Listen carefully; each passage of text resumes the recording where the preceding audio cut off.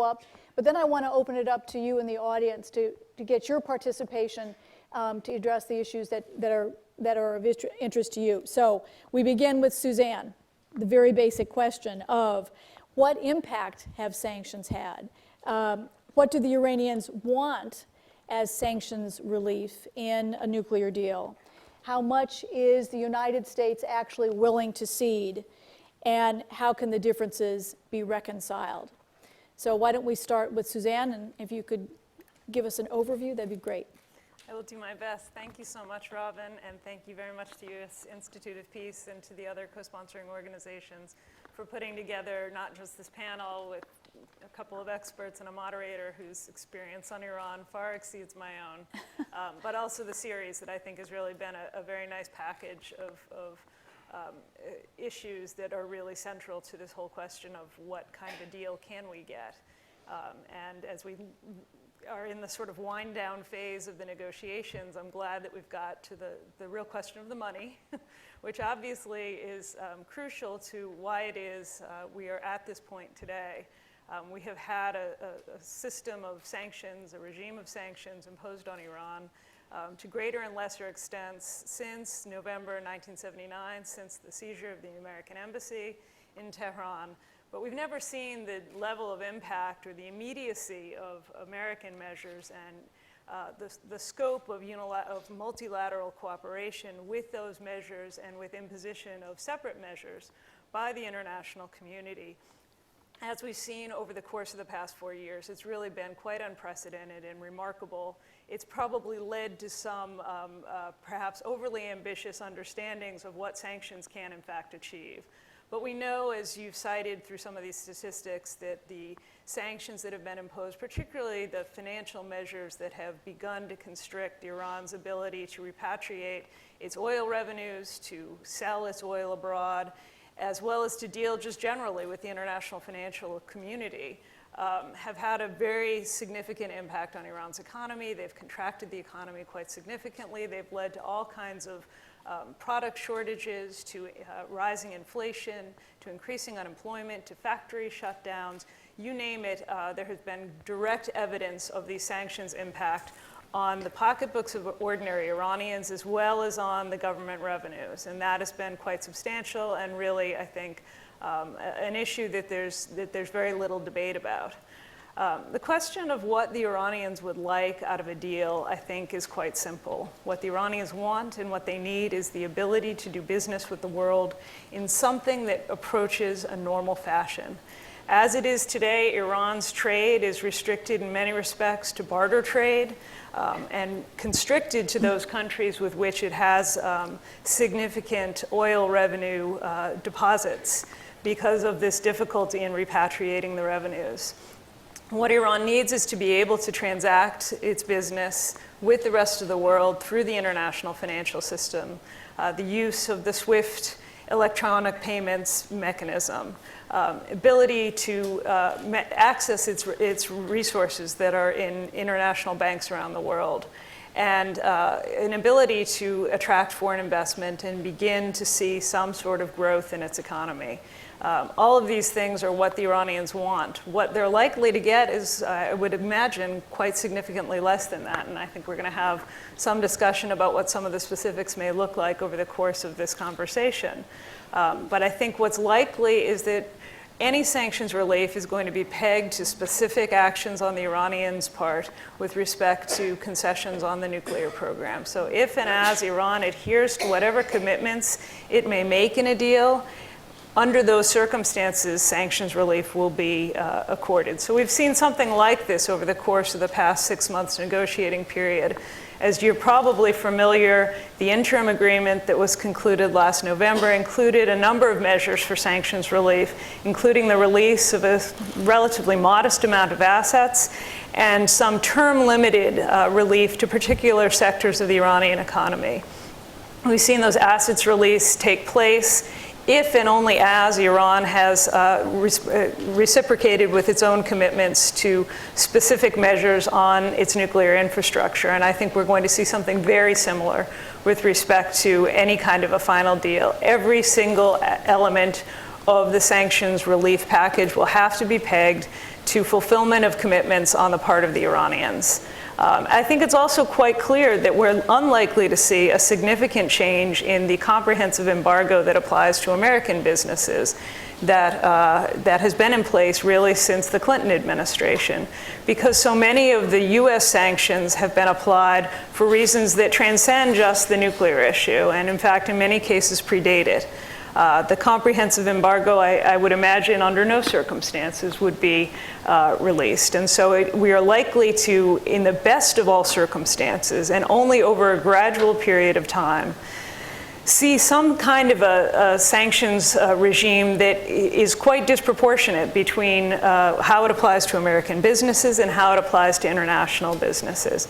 But that's only under the best of all possible circumstances, and I think it's quite clear that significant differences remain between the two sides at this time about what is possible to achieve in these negotiations. Thank you. Ken, explain to us what the president would have to do in terms of dealing with executive orders, and then what Congress would have to do in dealing with legislation, the difference, the difficulty, and the time that it would take to do this, and maybe even touch on a little bit of the politics of what it would involve at a time of deep polarization in Washington. Thank you very much, Robin. Thanks to the organizers for inviting me. And I knew I was in Washington, D.C. when I saw this crowd to discuss Iran sanctions. First, I thought it was maybe a premiere of a Transformers movie or something like that. There's a few points I want to make about if there is a deal, how it would be implemented, what would be required, what would happen. Suzanne touched a little, what is Iran going to demand be lifted? My formulation is basically any sanction that was imposed after Resolution 1929 of June 2010. This was a date when sanctions ratcheted up dramatically in an effort to force Iran to the bargaining table, which arguably worked. So what does that mean? Basically, Iran is going to demand the lifting or the suspension, and we'll get into the difference, of U.S. secondary sanctions. In other words, U.S. sanctions that apply to foreign companies, foreign entities that are doing business with Iran. So as was mentioned, the locking up of Iran's oil revenues overseas, they're certainly going to demand that that be eased. The sanction from the fiscal year 2012 National Defense Authorization Act which has cut Iran's oil exports from 2.5 million barrels a day down to 1 million barrels a day. They're certainly going to demand that the ceiling on their oil exports be lifted. They're certainly going to demand that sanctions on their petrochemical industry, petrochemical products, equipment, metals be lifted. All of these were imposed after 2010, which gets me to my second point. The Joint Plan of Action, the interim agreement, stipulates that those sanctions would be lifted that are nuclear related. Well, what's a nuclear? All the U.S. sanctions, all the sanctions are incredibly interrelated. Most of the sanctions legislation have multiple titles which apply to Iran's use of terrorism and human rights and obviously the nuclear program, so it's incredibly difficult to separate nuclear-related from other sanctions. But the issue is, if you take my formulation and say those sanctions after 2010, then I think that makes sense, because Iran would demand that any sanction imposed for the purpose of getting Iran to the nuclear bargaining table must be lifted, and those are the ones that I stipulated. The ones earlier, such as investing in Iran's oil infrastructure, the U.S. trade ban, I think Iran is not likely to immediately demand that those be lifted, because those were imposed most primarily because of Iran's use of support for international terrorism, and particularly with regard to U.S. companies. My understanding is that the U.S. ban on trade would probably not be lifted until other issues with Iran are resolved, regional issues, Hezbollah, Hamas, etc. So what does that mean? Let's say we get a deal. Basically, the president is likely to, I would say, basically suspend sanctions through waiver authority. Almost all of the sanctions laws because of the constitutional separation of powers, give the president the ability to waive suspension of that law. He must certify that it's in the national interest to do so, and many of the laws stipulate other certification requirements, but still, the president can waive the application. Now, the issue is, can the president promise to waive them? In other words, these laws, the way these laws work, the president must determine that somebody has violated and then say, I'm waiving the law because it's in the national interest. The question is, as part of a deal, can an administration say, I am henceforth, no matter, before I investigate any specific violations, I am going to automatically be waiving the penalties? That's an issue that is very hotly debated right now, because the way the laws work, there has to be a determination and then a waiver. It's not supposed to work where the president just says, well, from henceforth, I'm going to waive automatically. That said, it has happened. It has happened. If you recall, there was a project in 1998 involving Total, Petronas, and Gazprom to develop South Pars gas field. That was determined to be sanctionable. The EU threatened to take the United States to the World Trade Organization and file a case. The United States and the EU settled it by saying, if the EU cooperates with the United States on Iranian terrorism and Iranian proliferation, all subsequent EU similar projects will be waived. So there is precedent for this automaticity of waiver. Now, to then get to the issue of down the road, obviously Iran is going to demand, well, okay, you keep waiving, and every 6 months, when do we get permanent relief? This is going to come up. So my view is basically, there'll be a period, let's say a year, let's say 2 years, Iran will comply.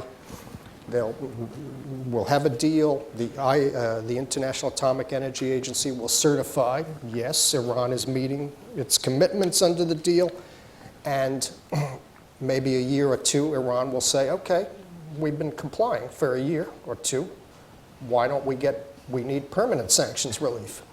And then that's when the issue comes, the rubber meets the road of whether the Congress would at that point act to actually repeal any of these sanctions laws or rewrite them in such a way to give Iran permanent sanctions relief. Great. So Liz, talk to us about both the reality and the psychology of sanctions relief. How would the international community respond to sanctions relief? Is this going to happen overnight? Is this something, after all these years of sanctions, that companies, corporations are likely to be a little bit cautious about? In other words, how quickly would this translate into a reality for Iran and actually make a difference? Right. Well, thank you, Robin, and thanks to our USIP hosts. It's great to be part of this panel and this consortium of events. So the quick answer to your question is, the floodgates are not going to open immediately. Even under the best case deal scenario, there will not be an immediate collapse of the sanctions regime and pouring back into Iran of private business. So I'm going to talk a little bit about, let me offer a few thoughts about sanctions relief on paper and in practice. And the reason why I think this is important is because they're not the same thing. That distinction is really important. Iran is surely an incredibly attractive potential investment opportunity as an emerging market. There's 80 million people. It's a relatively young and well-educated population. There's a middle class with a desire for additional consumer goods from abroad. It has the 4th largest oil reserves, 2nd largest gas reserves. They are of a conventional nature. They're relatively inexpensive to produce. There's also historical trading ties with the Middle East and with Europe, elsewhere. It's an incredibly attractive opportunity, and Iran knows this. They've been courting potential investors from all over the world. We've seen them host a lot of trade delegations and go abroad to discuss potential opportunities and new contract formulations with investors elsewhere. And it's clear that with a good amount of sanctions relief, possibly what could be included in a deal, even if it's not as much as they would like, it could have quite a significant structural impact on their economy. being a real game changer for Iran, allowing the generation of revenue to make quite significant changes in their economic growth rate and a variety of other economic performance indicators. So there's a potential windfall there, and there's a lot of investor enthusiasm. But there's also a lot of caution on the part of international companies and the international private sector about going into Iran. And this is because of concerns about continuing illicit activity in Iran and the maintenance of sanctions going forward, and also a very well-ingrained culture in the international private sector of sanctions compliance. So I'll go through 5 main reasons for investor concern that will slow down the potential investments they may make in Iran under a potential opening of sanctions or lifting of sanctions in a deal scenario. So first, there's a lot of uncertainty about whether a potential deal will hold and whether the Iranian regime will remain in power and continue to enforce it over the course of time. And that factor is one reason that has prevented more cheating. We haven't seen much cheating, it doesn't appear that way, during this 6-month period of the interim deal under the Joint Plan of Action. And this reason, this uncertainty about what the future will hold, will also mean that some of the first deals that occur in a potential Iran sanctions lifting scenario will be short-term. They will feature a short payback period so that companies know that they will be paid for their investments. The second reason, sanctions will still exist no matter what in a best-case deal scenario, as has been alluded to by my fellow panelists. So, not just nuclear sanctions, which would be, as the international negotiators, the P5+1 negotiators have indicated, relieved in stages over time. So those sanctions that would eventually be lifted as part of a deal, it will take time for them all to be lifted. They won't happen all on the first day. And also sanctions imposed for terrorism, human rights violations, regional destabilization, those will stay in place no matter what. They're not part of the terms of the deal. And those apply to companies, financial institutions, agencies of the Iranian government. Negotiating those sanctions still in place will be a due diligence challenge for any potential investors in Iran. A third reason is that violating sanctions is expensive, and it's very damaging to the reputation of international companies. So late last month, we saw French bank BNP agree to pay $9 billion for sanctions violations and agree to cease US dollar clearing activities for a period of time. That's a very substantial and painful penalty for violating sanctions, and that follows on penalties, $1.9 billion that HSBC agreed to pay in 2012, Standard Chartered Bank, Royal Bank of Scotland, and others. And even during this interim period, this 6-month interim period, we've seen the Treasury Department impose sanctions for, impose penalties and name cheaters for sanctions violations. So we know that even while negotiators are moving towards a potential deal, there's still an interest and a commitment to enforcing sanctions on the books. Another reason for investor caution is that Iran presents a challenging business environment. Corruption is well documented and widespread. Iran will need to make changes to its investment regime, its regulatory regime, in order to, the contracts that it offers, in order to be quite hospitable to international investors. Relationships need to be rebuilt. They are fresher for some European and Asian companies, but there's still a need to prospect opportunities and reestablish business ties. And that's something, of course, that's been going on during all of these trade missions to Iran and the visiting of potential business counterparts. And finally, Congress could undermine a potential deal, of course, whether that be by rejecting a deal that the P5+1 in Iran do come to, or by imposing new sanctions not related to the nuclear concerns, so for example related to Iran's support for terrorism, as a nuclear deal is beginning. Iran is unlikely to distinguish between the economic pain imposed by nuclear sanctions or terrorism-related sanctions. I think they will see any imposition of new sanctions as an act of ill will or ill faith on the part of the P5+1 and an attempt to sabotage the potential for a deal. So at a minimum, the private sector would need to respond to that with increased attention, due diligence to navigate a new landscape constructed by more actors than they may have thought, more actors than just those negotiating in the P5+1 in Iran, for engaging in business in Iran. And another final point that creates caution and concern for potential investors looking towards business opportunities in Iran is that they're hoping to see a coordinated multilateral lifting of sanctions, whether that's a small amount or a large amount. It really matters that there is a harmonization, an attempt towards harmonization made internationally. There's a couple of main reasons for this, and they involve the fact that, for example, if a European company sees that Europe has, this is a hypothetical scenario, but lifted sanctions on doing oil business with Iran, including the shipping and insurance provisions that would need to go along with, and financial repatriation provisions that would need to go along with that, that company might face sanction under the U.S.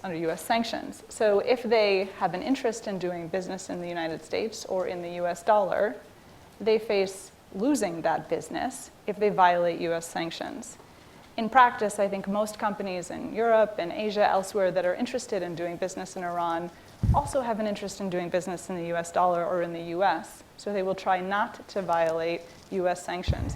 If they don't have a big legal presence in the United States and they are sanctioned, they won't have ability for legal recourse in the United States. Another major incentive towards acting to move into Iran when it hasn't been made permissible under a lifting of US sanctions. Just to end, a couple of final points. The first, I want to just reiterate, there won't be a flood of business into Iran on day one in a best case deal scenario and sanctions lifting scenario. It's going to take time, a greater degree of legal certainty, and I think a signal from the US Congress that it will at least tolerate a deal. And additionally, the P5+1, given all of these challenges I've just laid out, that have to do with engaging in new business in Iran, they'll need to be very careful in how much sanctions relief they promise. If they overpromise and the private sector underperforms, there's a real credibility problem for the P5+1. Iran will look at this scenario and think that the P5+1 is not doing its part to uphold its part of the deal. And the P5+1 will risk losing some leverage in future relations with Iran. Finally, I think there's quite a good chance that we'll see in a potential sanctions lifting scenario some legal guesswork done on the part of international companies, some overconfidence, overreach, recklessness, ignorance, and that will be met by the United States, in particular the US Treasury, with an effort to crack down on such instances of sanctions cheating as a way to show and to strongly signal to the private sector exactly which kinds of business are available under sanctions relief and which are not. So if there is a nuclear deal, if there is sanctions relief for Iran, we will still see quite a lot of, I think, aggressive enforcement of existing sanctions, which will have, again, a chilling effect on some of those that may look to enter Iran. It may cause them a bit of concern and slow them down a bit as they're planning their reentry. Thank you very much, Liz. Let me ask Suzanne. There's been an allusion to it in each of your presentations about the issue of the phases of a deal. Now, when the United States talks about a deal, it talks in terms of a decade, a generation, that they want something that's in place over a long period of time. Can you address how sanctions might be might coincide with each stage? Are we talking about 20 years, 10 years, 20 years of lifting sanctions in a very gradual way? How realistic is that? And secondly, the kind of broader question. I was in Tehran, I've been in Iran twice in the last 6 months, and I've been struck by the fact sanctions have not had the impact it did during the Iran-Iraq War, when because of rationing of meat and gasoline, there were huge shortages of basic commodities. Today, Iran, you can find literally anything. I went to a Porsche dealership, and it was not the only one. And they sell a Porsche. I learned more about Porsches in Tehran than I did here. You can buy a Carrera 911S for $300,000, and they can't keep them in stock. I mean, there is money. At the same time, Ahmadinejad did such damage to the economy that when you consider that more than half of all the oil revenues Iran has made since oil was discovered were earned during Ahmadinejad, and he basically blew right through it.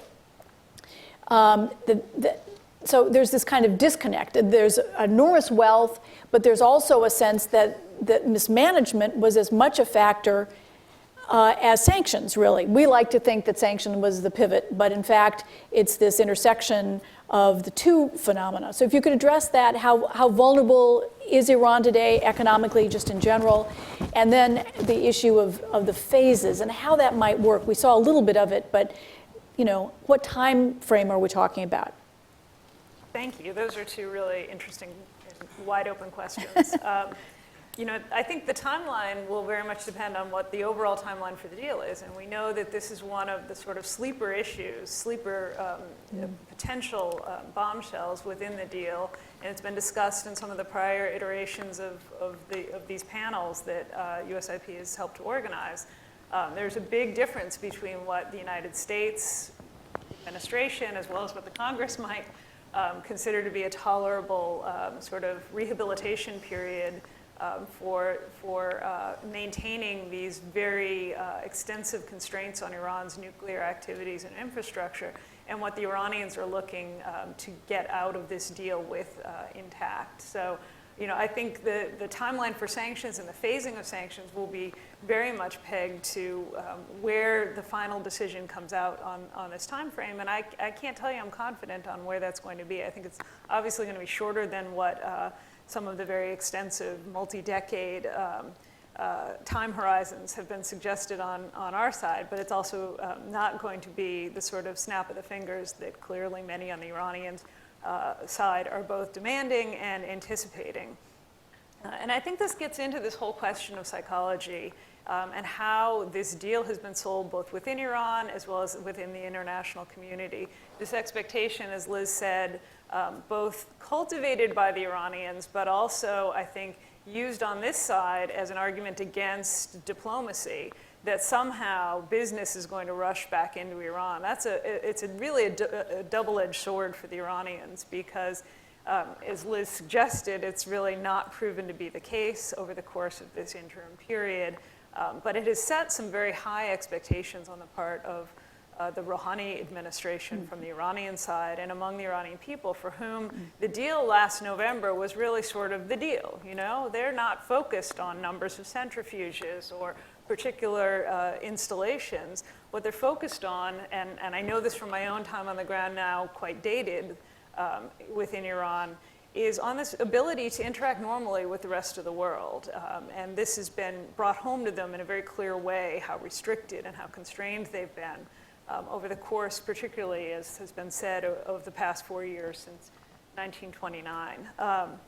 And so I think that those expectations, those very expansive expectations for a peace dividend as a result of the sort of measures, the public diplomacy that we saw on the part of Rouhani when he came to New York. He published an op-ed in the Washington Post. He accepted the phone call from President Obama, perhaps solicited the phone call from President Obama. No one's ever quite clear about that. These were all breakthroughs from the Iranian perspective. And it came at a time when Iranians were beginning to see some improvement in the economy at home, because Rouhani was able to put back in place a number of technocrats who'd been forced out of the Iranian government by Ahmadinejad and the people around him. It's really ironic that the most constrictive period of international pressure on Iran came during the same period that oil revenues boomed. Despite the 2008 drop, Ahmadinejad's tenure, as well as the sort of whole time frame of the nuclear dispute and the revelations since 2002 coincided with this sort of epic boom. And as you said, more than half the oil revenues earned since 1908 by the Iranians, since the discovery and marketization of oil in Iran were earned during the Ahmadinejad period. So there's a lot of cash in this economy. There's a lot of resources. And as Liz said, it's a well-educated population. It's got all the fundamentals for a sort of future takeoff. But that future takeoff is going to be delayed, has been delayed. And I think we're already starting to see a certain degree of frustration with Rouhani, with the international community, and it will break every way. There will be no beneficiary of it. For those who think that, in fact, intensifying the pressure is likely to lead to a better outcome, I think that remains considerably unclear. The issue of how do we create a stable horizon, stable expectations, I think is also quite difficult and something that needs to be contemplated as we construct this deal. First of all, we know the sanctions a heck of a lot better than the Iranians do. They've been very adept over the course of the past 35 years in managing under international pressure, whether it was the pressure of their own self-imposed retraction from the international economy after the revolution, whether it was the pressure of the war and the logistical constraints that were imposed on their trade with the rest of the world, or the various forms of US sanctions that have been put in place since '79. They know how to mitigate them, they know how to get around them, they know how to incredible smuggling networks. But they don't know the legalities, and they don't know the bureaucratic procedures, and they don't have any appreciation for how difficult and how time-consuming and how intricate the process is going to be, and how many ways the structure of that process can be used to slow investment, to slow their own return to the international economy. And I think that's one issue that we all need to be concerned about, because to the extent that it's leverage on our side, it also creates, as has been said, potential for imbalance. And as we know, there have been periods in Iranian history where the political elite has become frustrated with what they expected with after the 2003 and 2004 concessions on the part of the Iranians with respect to uranium enrichment. A decision was made less than 2 years later in 2005 to restart the enrichment program, precisely because they felt they hadn't gotten what they'd been promised from the Europeans at that time. And I think we don't want to set ourselves up for a scenario in which the Iranians, in part because of lack of understanding and lack of familiarity with the very intricate bureaucratic and legal processes around these sanctions, are likely to find themselves in 6 months to a year feeling as though they have been sold a bill of goods. It's not just problematic because it would undercut a deal. I think it's problematic because it would undercut US credibility and the credibility of the P5+1 in doing a deal in good faith. And I think that's going to be particularly important. As Ken said, there are ways in which sanctions waivers, ways in which the president can use his authority to create new opportunities to open the path without necessarily working through Congress directly. But much of that has to be done very, very carefully. And even if you look back to the waiver of Iran-Libya Sanctions Act that was written for Total back in 2000, it didn't actually give blanket authority to European companies to invest in the Iranian energy sector. It was constructed very carefully. And so while many interpreted it as a sort of yellow light to go in, it still was a hindrance on investment in Iran. And I think that this is a really interesting moment in terms of how we move forward with this sanctions relief, both with respect to the Iranian political environment, but also with respect to how we use sanctions toward other adversarial countries and in other entrenched problems. Because it's not a spigot that you can turn off and on very easily. And we have found that the sort of reach and scope of American law, even to companies that have very limited access to the American market, is so severe, and the intimidation factor is so high right now that we may have a great deal of difficulty in actually encouraging the kind of investment we may want to see at some point in the future in Iran. I think that's very true. Ken, on both of my trips, I saw the foreign minister, Javad Zarif, and talked about the issue of sanctions and lifting them and how you do it and so forth. And he made clear both times that Iran wants Congress to act, that it wants not just presidential waivers, it wants Congress to be a part of the process for fear that with a new president there would be just new sanctions imposed, or that you have to deal with the toughest nut to crack. And that means the political will on the Hill. They want something that says it's not just the White House behind that you have kind of the American people as well. So maybe you can talk to us for a little bit about, the mood on the Hill about sanctions relief, and you avoided my question the first time around about the polarization on the Hill, and how that might complicate the process of fulfilling what Iran wants out of a deal. Well, let me answer it as I'm sort of allowed to.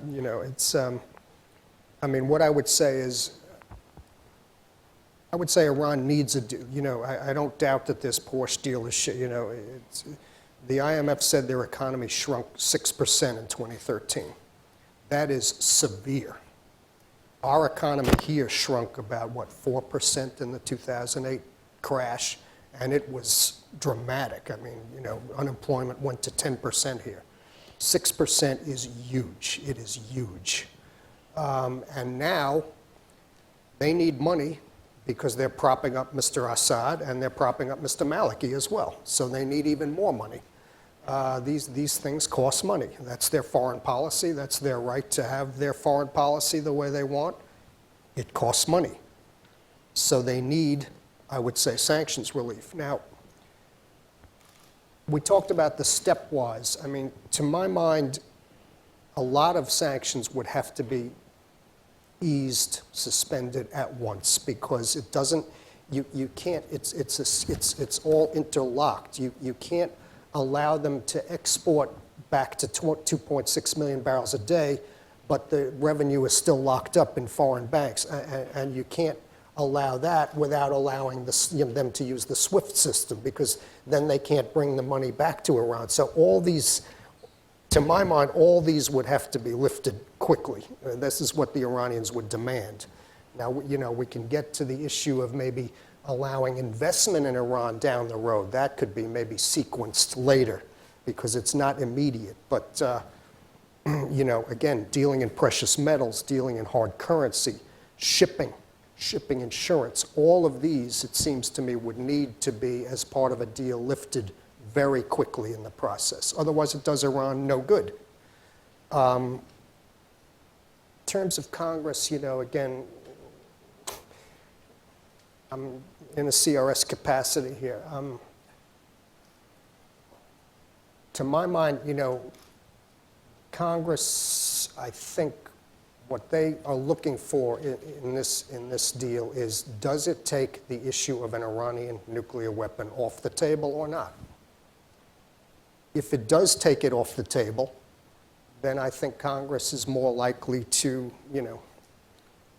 if down the road Iran demands that Congress act, or they're going to abrogate the deal, then I think Congress might be more willing to look at that. If it doesn't completely take the idea of an Iranian nuclear weapon off the table, then I think there's going to be skepticism. Now, obviously I can't get into the politics of, there was a proposal to have new sanctions that would go into effect after the interim agreement expired. Mr. Obama threatened to veto it, and it wasn't brought to a vote. I can't go any more than that. But, this is a priority issue for the administration.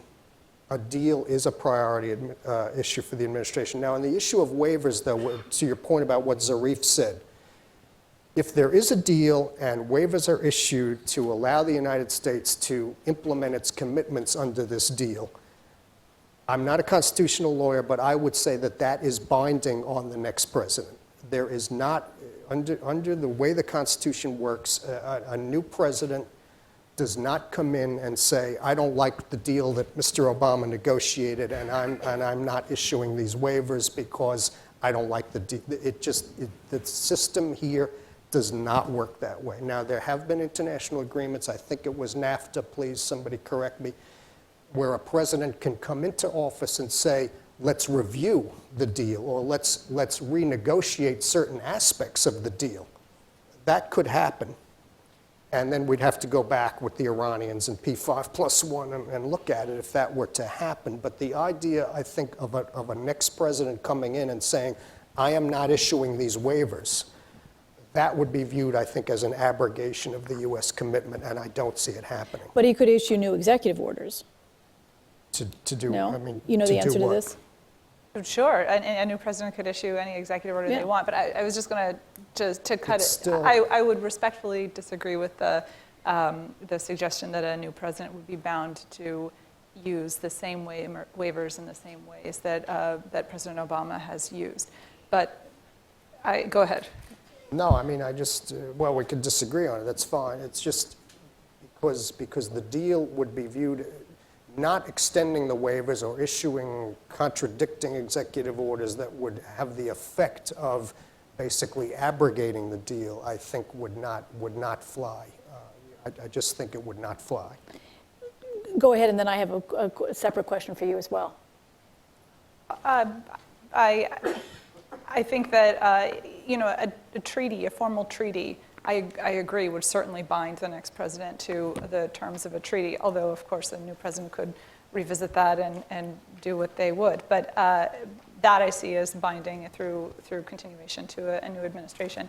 But with respect to the use of waivers and the way that they may be effectuated through a change in regulation or in licenses, I think that there's great discretion on the part of a next administration, a next president, to be able to make modifications if they don't want to. However, I certainly agree that if that happens, it would be seen as not in the spirit of the agreement made and the promises committed to in the context of a deal. In which case Iran says, okay, we're abrogating, and the centrifuges get plugged back in. You know, it just doesn't. The case in point is in fact ILSA. The fact that the Bush administration came in 2001 sort of debating and reviewing ILSA, but in fact, despite the fact that it supported the congressional reauthorization of ILSA, it also continued to uphold the sort of implicit agreement in the Total waiver that ILSA would not be aggressively enforced. And it was only, and took until the Obama administration came into office and the environment changed substantially on the Hill that we saw renewed pressure to, in fact, enforce ILSA. So I think once waivers are put in place, they have a certain degree of staying power, even if a president has some ability to alter them. I want to open it up to your questions, but just one quick question to Liz. We've been running a list on the Iran primer of all the countries and all the delegations that have shown up in Iran, and one of the most ironic was from the French. The French who had, at the last November, when they were negotiating the final terms for the interim deal, threw in a new demand at the last minute to the surprise of the Americans and everybody else. And of course, the French were the first ones to send in a delegation of over 100 businessmen to Tehran to talk about deals in January. And so it's clear that the Europeans have, in some ways, more to gain short-term out of a deal than American businesses, and that the Iranians are in many ways looking to the Europeans. They've been buying a lot from Asia in the absence of, because of geography and bartering and you know, their arrangements with Iran, with China on oil and so forth. But they're dare I say this, they're quite Western in their appetites, and really want, whether it's, you know, fashion or cars or appliances or whatever, they really like the Western goods better. And they'd like to do deals with the West more. And if they're not going to do them with the United States anytime soon. And Europe is this great market. So maybe you can talk to us just very briefly about what Europe might have to do to lift sanctions, and is this really where we're likely to see more movement? Do they have the same constraints that we do? And a lot of the sanctions they've imposed are similar to ours. Yes, that's true, except theirs aren't extraterritorial. So it's true that Iran is very interested in engaging in deals with European or even American countries, although I certainly agree that that's that's not, US companies will not be first movers into Iran for a variety of reasons we've discussed. And the reasons for that are because European companies, US companies have technological sophistication, they have project management experience that is incredibly attractive, they have real comparative advantages in those areas. So for example, in the energy sector, Iran, like many resource-endowed countries, energy resource-endowed countries, they would like to have European or American companies come and develop their energy resources because of that technical and project management experience and sophistication. So recently, when Iran kicked out CNPC for underperformance in its in oil field development, many people looked at that as an indication that, in fact, they are freeing up opportunities, hopefully, for European companies that they'd like to come in instead and do that oil field rehabilitation and expansion in the future. So France, to your point about France, they have been very interested and committed, of course, to the P5+1 process and instrumental in the EU's imposition of sanctions on Iran. However, they have sacrificed a lot to do this. Bank Tejrat, for example, its location in France, is one of the most recent to be sanctioned. That hurt for France. So did auto sector sanctions. That is a jobs issue in France.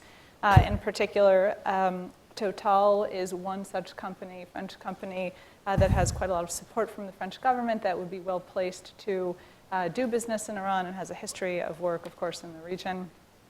What it would take for Europe to lift sanctions. So their sanctions largely parallel sanctions the United States has in place, but for the reasons that I mentioned before about the need for coordinated multilateral lifting of sanctions, Europe will have a significant interest in working cooperatively with the United States to make sure that sanctions are lifted in a way that doesn't create major conflict of law problems for European companies. They are acutely aware that European companies will be entangled in US sanctions if they move out ahead of where US sanctions lifting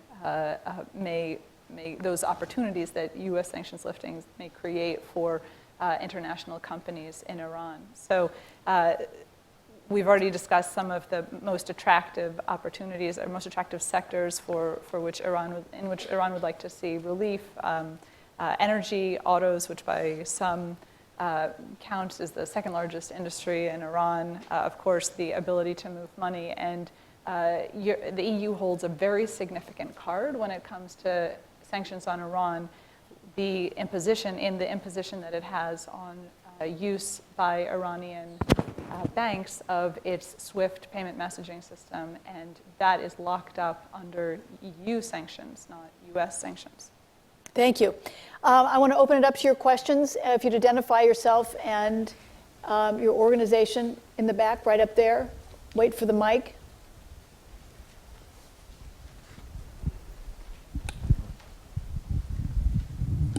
Hi, I'm Wallace Hayes, independent energy consultant.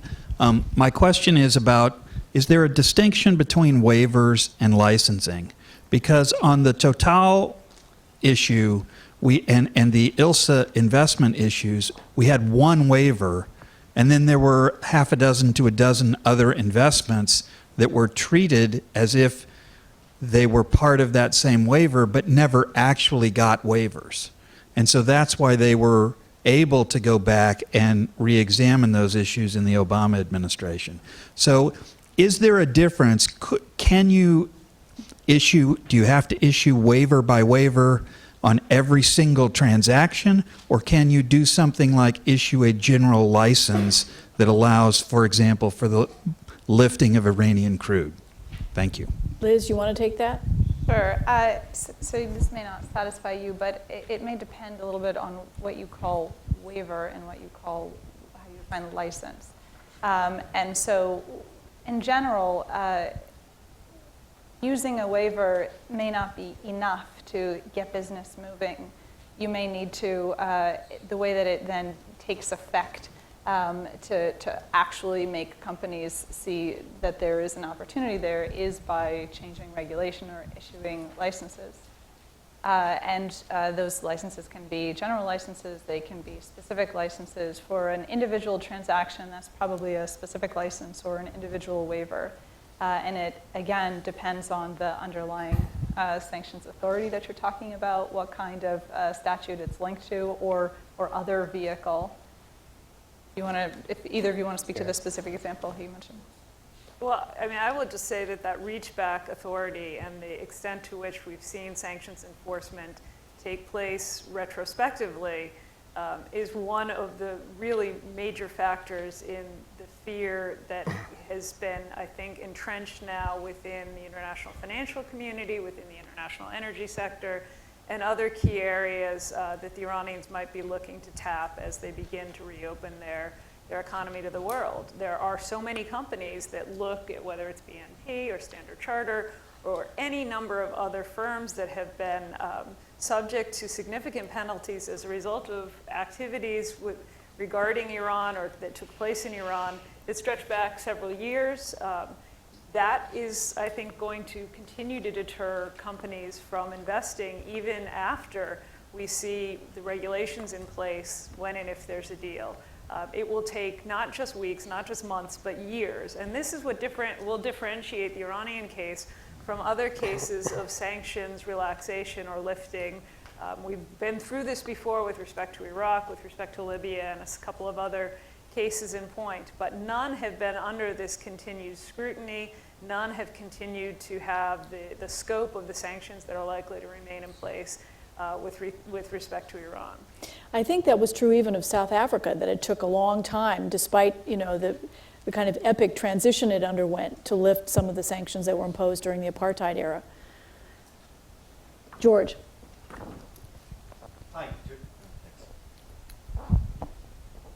Hi, George Lopez, Vice President here at USIP in the Academy.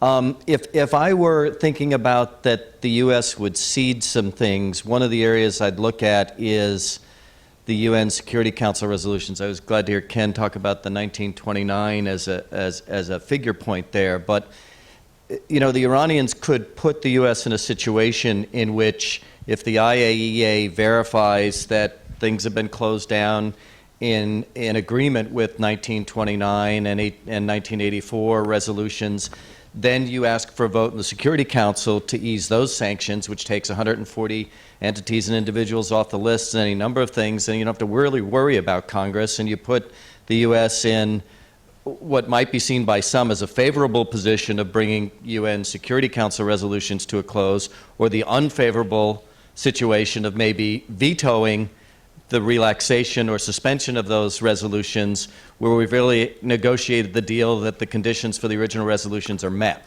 So I'd like your observations on that, any of you on the panel. Thank you.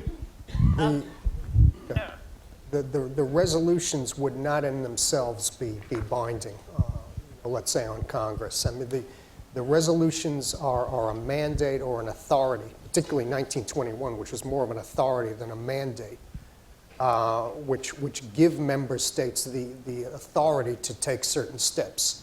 The Congress then, the Congress took certain steps on its own, and the administration signed these laws. So lifting the resolutions would not necessarily mean automatically that Congress would then be, mandated to act to repeal these sanctions. I just want to add on the licensing issue. The Iran Sanctions Act, when you talk about the United States administration doesn't license foreign companies. The U.S. government only licenses American companies. The U.S. government has no jurisdiction over foreign. So it wouldn't be a license. It would be a promise to, as was done in 1998, basically a pledge to waive penalties under the Iran Sanctions Act for deals like that under certain circumstances. Yes. I just Oh, yeah. Go ahead. Sure. The 1929 issue that I think that actually would be welcome in some quarters here in Washington, because 1929 is actually quite a bit more expansive than the interim agreement is in terms of what it requires. So I think, if anything, it actually imposes more on the Iranians and nets them less in terms of actual sanctions relief, because as we all know, the brilliance of the UN Security Council resolution passed in 2010 was not so much in the specific entities or penalties that it imposed, but in the fact that it served as a platform for the European Union, as well as for a number of other states around the world, to implement their own unilateral sanctions on Iran using UN Security Council 1929 as a justification for those unilateral measures.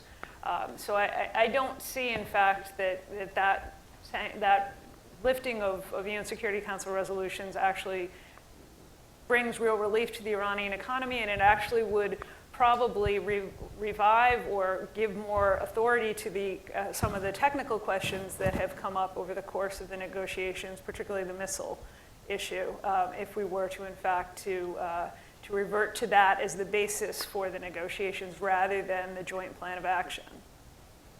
Barbara?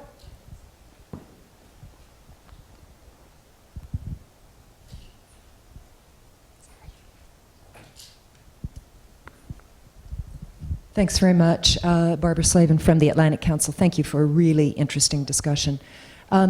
I wanted to first brief advertisement. Ken, we have copies of your paper outside. Ken wrote a paper called Unwinding U.S. Sanctions on Iran for us at the Atlantic Council, and it's outside. And there was something in it, Ken, you didn't mention. I wondered if you would talk a little bit about it, and that is the impact of allowing the Iran Sanctions Act to sunset at the end of 2016. How much that would mean for the Iranians. Also, whether your definition of nuclear-related sanctions as being anything post-July 2010, is that widely accepted, or is that just your own formulation? Suzanne, others, do you know if that's also the way the U.S. government is looking at the sanctions issue? Thank you. The way what I was trying to get at with this post-2010 is to say, a lot of the sanctions passed after that do not say anything about nuclear weapons or nuclear tech, the oil exports, shipping. To define a nuclear-related sanction narrowly as only any sanction that mentions nuclear weapons, nuclear equipment, the Iranians, that will not fly with the Iranians. The Iranian view, I think, is that any sanction that was imposed to compel Iran to a nuclear bargain is to them a nuclear-related sanction. So I was just trying to make that point. The Iran Sanctions Act, under current law, sunsets on December 31, 2016. So it is possible to hypothesize a situation where there is a deal, let's say this year, and there is, a year and a half or so of 2 years, more than 2 years of compliance. Let's say the Iranians comply in 2015, 2016, where the Iranians say, we now insist that the Iran Sanctions Act, which bans the investment in Iran's energy sector, we insist that it be allowed to sunset. Congress has to act to extend the sunset if they want to, which means President Obama could theoretically veto that legislation and insist that it sunset. So I was pointing that out as a possible mechanism, because the Iran Sanctions Act does trigger many different sanctions, particularly on the energy sector. Can I, Sure. just speaking to the point about what is a nuclear sanction, yes, you could read it narrowly, what says nuclear material, et cetera. EO, the Executive Order 133A2 on proliferation activities is one that we classically think of as nuclear, but of course it's broader than just nuclear proliferation. If we think about a distinction from 1929 until the present, those sanctions that have been issued during a period of greatest international concern about Iran's nuclear activities, you could call that nuclear, and certainly there have been great pains made by those in the P5+1 to draw a connection between the economic sectors that have been sanctioned and Iran's nuclear ambitions, in that revenue from these sectors enrich the regime's ability to pursue its proliferation activities, and there have been nuclear-related or proliferation-related transactions intermingled or disguised in transactions in these other sectors. However, to my mind, what's less important, that how exactly you read what nuclear is less important than the flexibility that it affords to P5+1 negotiators. And in fact, they have declined when asked to define nuclear because it's very useful to have the flexibility to define it themselves. And in fact, what ultimately will be a nuclear sanction will be a function of what sanctions relief P5+1 negotiators need to offer in order to get reasonably offer in order to get what they want to see when it comes to nuclear concessions on the part of Iran. Thank you.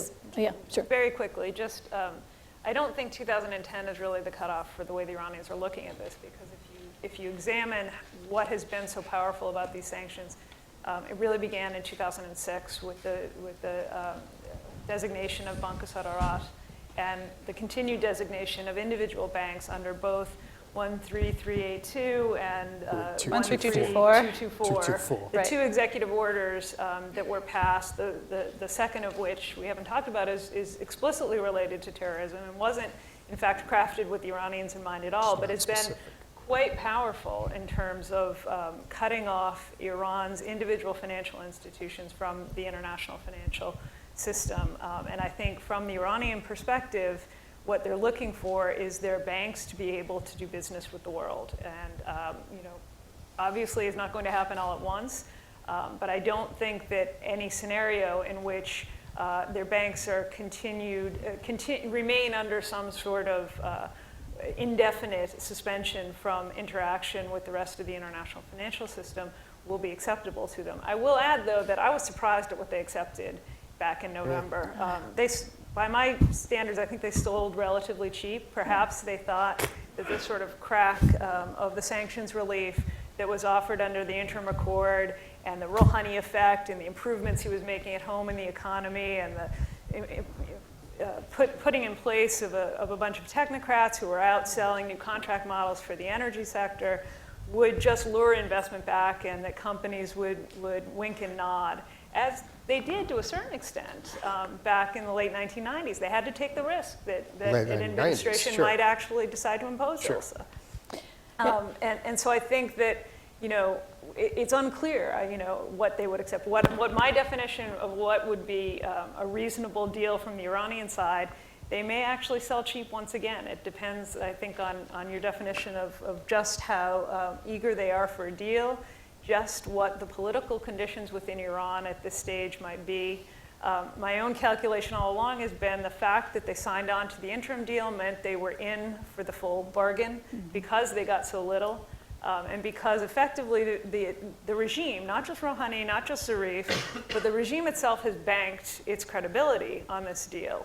Khamenei continues to distance himself, as we know, in his speech yesterday, and suggests some very high standards for what would be acceptable. But ultimately, if they have to walk away from this entire year of diplomacy with nothing other than this 6-month sanctions relief, the Rouhani presidency is torpedoed. And we know from historical experience that Khamenei does not like to see that level of discord within the system itself.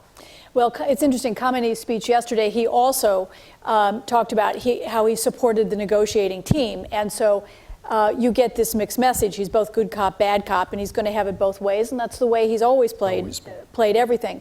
But for those of you who don't remember the details of the interim deal, they took $4.2 billion of cash with another $2 or $3 billion in sales and things they could do. But it was $4.2 billion of their money that was been trapped in foreign banks. It's their oil revenue. And that's 4.2 of 100 billion that they have trapped in foreign banks. And so in some, you have to wonder if they would be satisfied in that opening stage just to get their own money back. Not to even worry about getting, the French companies or whatever that in that opening stage or that opening year or two, that they get their 100 billion back. That's a lot of money. And that takes them a long way in digging them out of the hole that, President Rouhani said shortly after he took office in a speech to the nation that the country's coffers were empty. I mean, it was an unbelievably candid moment when they had not gotten the interim deal to make that statement. And the striking thing about being in Iran these last two times was how the public really accepts the fact that it's kind of a done deal, even though it's not a done deal, that the country is going to make that, and that the supreme leader is not ignorant of public sentiment. He saw that in the polls, and I think there is a sense that, well, they were ready to move on with it, and I think their only disappointment is that it hasn't moved faster. And so to delay the process would be, I think, a stunning development, not just a political setback for Rouhani, which it would be, and it would really torpedo, as Suzanne rightly said, the kind of, not just his administration, but the kind of the hopes of anything else happening domestically, anything. Because if you can't get this, he has no leverage. He looks like a failed president. So anyway, more of your questions? In the back? Yes.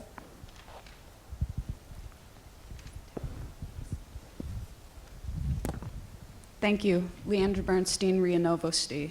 I'd just like to ask for the panel's remarks on the Iranian and Russian relationship, which a lot of people have described as very positive, in particular the work Russia has done on Iran's civilian nuclear program, but how you see the Russian-Iranian relationship in the context of this upcoming agreement, and whether the strains between U.S. and Russia could somehow play out to affect that. Who would like to take that? Start. Okay. If you've heard people describe the Iranian-Russian relationship as a positive one, you probably haven't been talking to any Iranians. Iranians have, historical suspicions, well ingrained about Russian intentions, and this dates back well before the regime, well before the century, and they have been entrenched and exacerbated by what they see as, what Iranians at least see as duplicitous Russian behavior. In the course of this nuclear issue, the Russians have incredibly slow-rolled the development of Bushehr, while of course being very prepared to take Iranian cash. And the Russians have supported and gone beyond their obligations under the UN Security Council resolutions that have led to this multilateral sanctions regime that is so powerful. So I don't think any Iranians trust the Russians any further than they can throw them. They see the Russians occasionally as a useful tool in trying to split the unity of the P5+1. That unity is really unprecedented. For most of our 35-year experience in trying to sanction Iran, we had little to no international support whatsoever, and that included the most severe moments of the hostage crisis and other moments under which you might have expected to see ready European support. So the Russians can prove a useful wedge, and I think some of these very public discussions about massive oil deals and things with the Russians are intended to do just that. Clearly, the Russians also recognize that Iran is an issue of considerable significance to the Obama administration, and it is a way to at least signal that there can be costs associated with American actions toward Moscow in response to other crises. So I think that both sides have a kind of utilitarian perspective on how to use this, but I see very little likelihood that anyone in Tehran is looking toward Moscow as their economic savior. They recognize, and I think the very basis for this deal has been, or for these negotiations has been, a recognition that they need the international financial community. They need, in particular, Europe, and hopefully someday as well the United States to do business with. They can't simply turn eastward, and they certainly can't rely on Russia.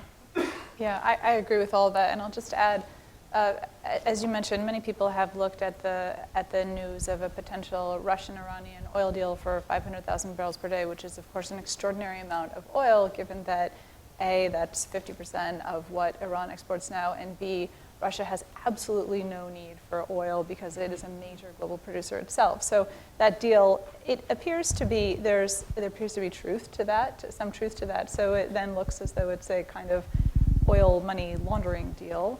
I've heard various theories about why this should be going on. Apparently Russia has overcommitted its oil sales and needs to drum up some additional oil to deliver to customers. In any case, the US officials at the highest level have come out and said this cannot happen it would be a violation of sanctions. It cannot happen now. It cannot happen and violate. It would be an act of bad faith and violate our sanctions. And it looks as though Russia has backed off from this deal. So let that be a lesson to us in where Russia sees certain strategic advantages in the current context and who its closest friends are when it comes to moving forward with this deal in these terms, in this particular set of strategic calculations. Great. I would just offer a little counterpoint. Russia and Iran are cooperating pretty closely in Syria to keep Assad in there. And now there's cooperation on Iraq as well. Russia has delivered Sukhois. Iran is returning the jets that Saddam flew to Iran at the start of Desert Storm. So could be a little bit of a turn from some of this mistrust, maybe. Almost a quarter century ago. Let me take a couple of questions right here, and woman right there. Hi, Ben Gross, globalsolutions.org. My question is that I know, like the potential, like if we can reach a deal, what kind of effects that could have in the coming years. I know that you said it might take a while to implement, but in the coming years, like the next 3 to 5 years, would there be any effects that we could, easily see? And then second of all, what effect would reaching this kind of deal have on the average Iranian? Do you think that this would make a big difference in terms of how they view America or their willingness to kind of support us? And just separately, Martha Marazza from Crisis Action, could you elaborate more on how any easing of sanctions would affect Iranian policy towards Syria and Iraq? So I could start with that first one. The effects of a deal. So it depends, the sanctions relief that we see depends on, under a potential deal scenario, depends on the concessions that Iran is willing to make, and the pace will be matched as well. I think that in order to, all sides will want to see a substantially enough move early enough in the process under a potential nuclear agreement such that there's real incentive to stay committed and to move towards greater incentives further on. So that means that the first tranche of sanctions relief won't be tiny. It will have to be substantial enough to create enough public support for this process and moving forward towards further sanctions relief in the future. It's really impossible to put a number on what that will be because we don't know what the provisions will be, nor do we know how international companies will fare as they try and navigate all those speed bumps that I talked about, those challenges for engaging. It's sort of like an FCPA nightmare to try and do business there. Not that U.S. companies subject to such restrictions will be the first movers, but I don't want to underestimate those challenges even while it's an attractive environment. As far as how Iranians will see a deal, I think if there is some substantial amount of initial relief, and so that could look like a greater ability to sell, to export its reserves, export oil, part of its current production capacity, so not to expand oil field production capacity, but just to export more, get back to its 2.5, 2.6 levels that it was exporting at before the toughest round of most recent sanctions, plus the ability to repatriate that revenue and move it around the international system more easily, even if not unlocking $100 billion. That would be favorable. That would be a very favorable outcome, and that will have an impact for, I think it will have a positive impact in public sentiment in Iran. People there, I think, when it's difficult to move around money, like an inheritance or something from within Iran to family members outside, even those transactions are very difficult. You can buy a fancy car in Iran, but you really have difficulty sending money, that or humanitarian transactions, things that are have been exempted from U.S. sanctions and are not subject to sanctions. If those kinds of transactions become easier as part of sanctions relief, I think there will be a real positive sentiment that will be appreciated by the Iranian people and more broadly. The second question? Just, as I said before, the financial requirements for what Iran's activities on Iraq and Syria are quite substantial. They have to give Hezbollah more money to fight on behalf of Assad. They are paying the Iraqi Shiite groups more money to get in the game against ISIS in Iraq. They had integrated these Iraqi jets into their air force. They are now drawing those down and giving them to Mr. Maliki. They've lost an Iranian pilot. They are losing men in Syria, and now they've lost some in Iraq. And each time somebody gets killed, they have to pay widows' benefits and orphans' benefits. And Hezbollah, they fund Hezbollah, who has lost a lot of men, and Iran ultimately funds those widows' payments. So, this adds up. It's not all cash transactions, obviously, that they need dollars or euros or yen or something, but it's a drain. So I think a deal would help them on these issues. I actually think that ISIS may be the kind of dark horse factor in these negotiations. That the one thing that I heard over and over and over from Iran is how they're afraid of what's the kind of Salafi circle surrounding Iran now that's no longer the Shiite crescent. Right. And it's whether it's the potential return of the Taliban in Afghanistan, the rise of ISIS and other extremist groups. It's the Wahhabi movements, the Salafi movements in Central Asia, that on every border they feel increasingly vulnerable, ironically in part because of the U.S. withdrawal.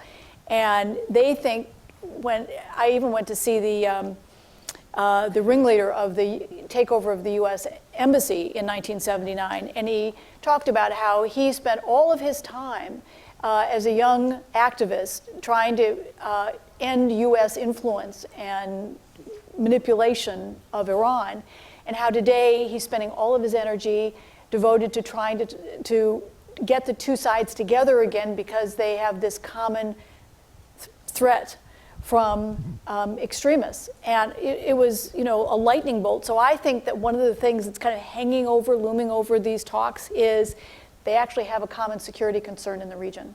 And that the closer every ISIS development begins to kind of add to the sense of what are the threats. They had developed a nuclear program, in part we think because of Saddam. Well, nuclear stuff isn't going to work against ISIS. This is the security threat has changed as well. Let me take two. Yeah, sure. I think that actually it creates multivalent pressures on the negotiations, and I think the confluence of this crisis at this crunch time for the negotiations is going to be A, fascinating, and B, very precipitous. Because I think, if I'm an Iranian hardliner and watching what's happening around the region, the last thing I want to do right now is engage in a major concession on a major security, an existential security program to the United States. Certainly, many of the reformist activists who were involved with the embassy seizure in '79 have come a very long distance from their perspective on Washington, but the hardliners have not.